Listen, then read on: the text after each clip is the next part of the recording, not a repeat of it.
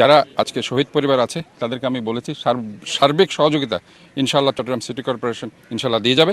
আর বিশেষ করে আহতরা যারা আছে আহতদের পরিবারের পাশে সিটি কর্পোরেশন থাকবে। চট্টগ্রামের যারা শহীদ রয়েছে তারা তো আপনারা জানেন 17 জুলাই পুনর্জাগরণ অনুষ্ঠানমালা নিয়েছে মন্ত্রী পরিষদ সেবা বিভাগ।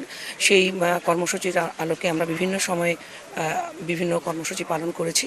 আজকে তার শেষ দিন, আজকে 5 আগস্ট শহীদুল ইসলামের কবরে আমরা পুষ্পস্তবক অর্পণ করেছি এবং মহানগরীতে আমাদের আরও একটা কবর রয়েছে, শহীদ মোহাম্মদ আলমের কবর রয়েছে দামপাড়াতে, সেখানে আমরা এখন যাব।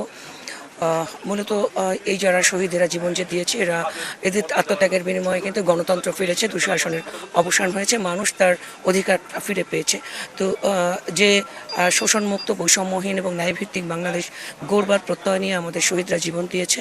আমরা বিশ্বাস করি বা আমরা প্রত্যাশা করি জুলাই সনদ ঘোষণার মাধ্যমে সেই সব শহীদদের যারা হত্যা করেছে তাদের হত্যার বিচার হবে এবং আগামী দিন যাতে এই ন্যায়ভিত্তিক বৈষম্যমুক্ত বাংলাদেশ গড়ে ওঠে সেই লক্ষ্যে আমরা সবাই মিলে একসঙ্গে কাজ করব। সিটি কর্পোরেশনের পক্ষ থেকে আমরা তো দেখেছেন, আমরা আজকে এখন পুষ্পস্তবক অর্পণ করেছি শহীদ আলমের এই কবরে এসে।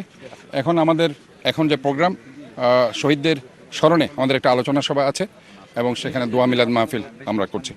এবং আমরা ইতিমধ্যে আপনারা দেখেছেন যে আমরা শহীদদের জন্য আমরা 21-এর যে আমাদের বইমেলা ছিল সেখানে তাদের সম্মাননা আমরা দিয়েছি এবং তাদেরকে আমরা এককালীন একটা অ্যামাউন্ট আমরা ধার্য করেছি। এবং তারপরও যারা আজকে শহীদ পরিবার আছে তাদেরকে আমি বলেছি সার্বিক সহযোগিতা ইনশাআল্লাহ চট্টগ্রাম সিটি কর্পোরেশন ইনশাআল্লাহ দিয়ে যাবে। আর বিশেষ করে আহতরা যারা আছে আহতদের পরিবারের পাশে সিটি কর্পোরেশন